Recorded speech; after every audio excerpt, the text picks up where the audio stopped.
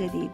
والدرس ديالنا اليوم هذه يكون على باج 91 92 من مقرر Gateway to English ديال يونيتي جديده سميتها citizenship. ما درت لكمش البارتي الاولى نتاع الفوكابولري، غتلقاوها في اليونيتي. ما عقلتش شنو شحال اليونيتي وقيلا لا ما عقلتش عليها. المهم ديال تيكيت تو انجلش اللي هذه تلقاوها سميتها حتى هي citizenship، وغتلقاو الفوكابولري اللي محتاجينهم في citizenship. نبداو هنايا بالفوكابولري ورك على الايديومز.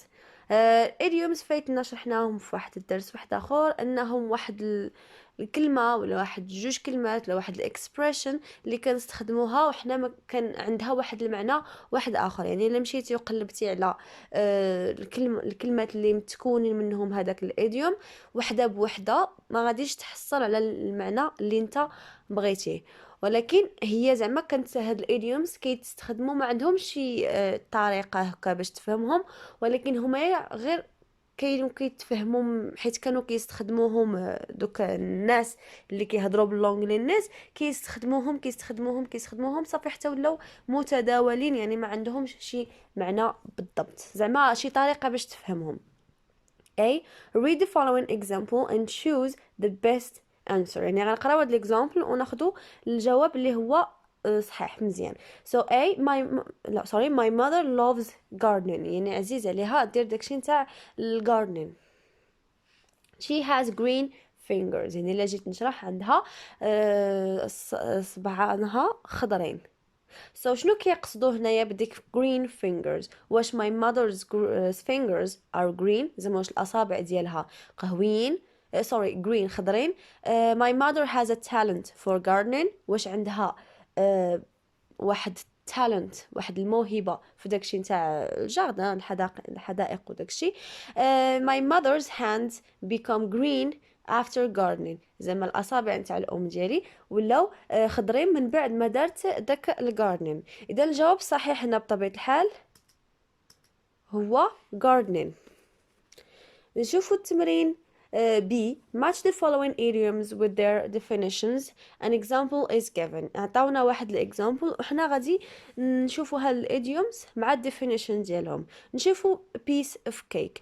A piece of cake فايت ليا شرحتها في واحد الايديومز، ما عرفتش من الدرس بالضبط، ما عقلتش عليه، فايت ليا شرحتها.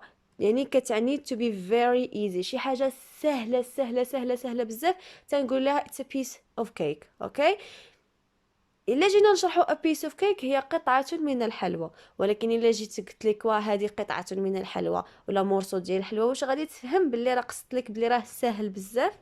of course not. يعني ولكن في المعنى ديالهم هما يافش يقول لك it's a piece of cake بمعنى راه هادشي هذا سهل بزاف. 2. be on the go. be on the go هي to be very busy، يعني عندك حوايج عامرين بزاف كديرهم، هنا تنقول I'm on the go. 3. to cram. To cram هي to try to learn something as much as possible in a short time. To cram هي تحاول انك تراجع او لا تتعلم واحد الحاجة مزيان في واحد الوقت قصير. To keep one's finger crossed. one's finger crossed دوك اللي كيحطوا صباع فوق من صباع باش كيتمناو الحظ ولا ما نعرف. هي ديك hope for the best، يعني كيتمناو الافضل. 5. to get on one's nerves. هذه حتى هي فايت لي درناهم، هي فاش كتعصب شي واحد.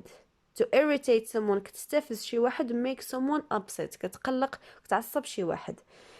B6 to be green انك تكون خضر. بون الا جينا نشرحوها بالمعنى ديالها الحرفيه تكون خضر، ولكن الا جينا نشوفوه هي to be unexperienced، يعني ما عندكش الخبره ما عندكش تجربه. يعني green بحال قلنا باقي يافع، شي حاجه يافعه كنقولوا باقا خضراء مازال ما طيباش مثلا ولا شي حاجه بحال هكاك مازال ما عندوش الاكسبيرينس. 7 to feel blue عاوتاني تحس بالزروقيه، هذه كنعنيو بها to feel sad and depressed فاش كتكون مقلق وبحال قلتي حزين وكذا كتقول I'm feeling blue. وهذيك rain cats and dogs هي to rain heavily، يعني فاش كتصب الشتا كثيره بزاف تنقولوا it rains cats and dogs. نشوفوا التمرين C. so fill in each blank with one of the idioms in B. Make sure the words are in the correct form, في الفورم اللي هو correct ديالو صحيح زعما, and tense إلا كان verb. Number 1, my friend said the test was difficult. يعني الصديق ديالي قال بلي الامتحان كان واعر. But I thought it, ولكن أنا جا فكرت بلي it was a piece of cake.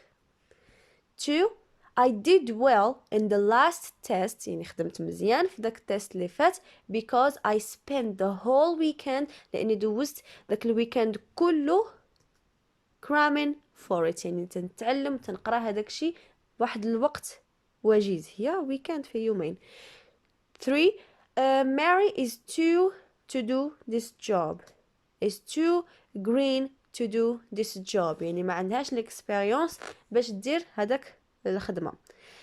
4, I don't know whether I will be accepted for the job or not. ما عرفتش واش غنتقبل في هذه الخدمة ولا لا. The decision will be taken tomorrow. غدا غادي يتخذ القرار decision واش تقبل ولا لا. I'm keeping my fingers crossed. 5, Sally said she was sorry for not calling. يعني سالي قالت بلي كانت متأسفة أنها ما صنتش. She was all week long.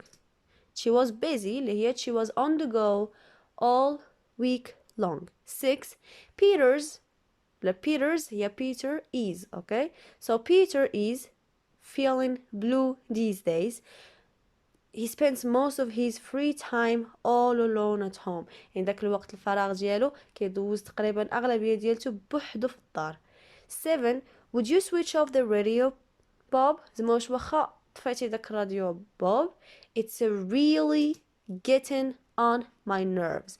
يعني بصافي بدا كيفقسني النيت. 8, during my stay in London, يعني خلال ديك البلاصة ديك البقاء ديالي في لندن فاش بقيت في لندن, it was raining cats and dogs. قلبتهم انايا المهم cats and dogs.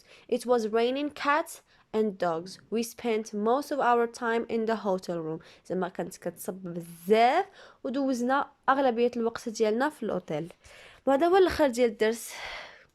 الى عجبكم الفيديو ما تنساوش كالعاده تضغطوا على اللايك, والا كنتو جداد في لاشين ما تنساوش ديروا سبسكرايب وتفعيل الجرس, وايضا بارطاجيو لاشين لان باقا ما معروفاش بزاف. والصراحه كنحس انه كاين بزاف الناس محتاجين المساعده في اللونجلي وهاملينها ولا شي حاجه بحال هكا وما عارفينش كيفاش غيبداوها وشنو غادي يديروا. يعني لا ماشي بس ديروا بارطاجي باش حتى هما توصلهم لاشين باش يبقاو يستافدوا ان شاء الله. شكرا على المشاهده والى اللقاء في درس اخر ان شاء الله. بسلام عليكم.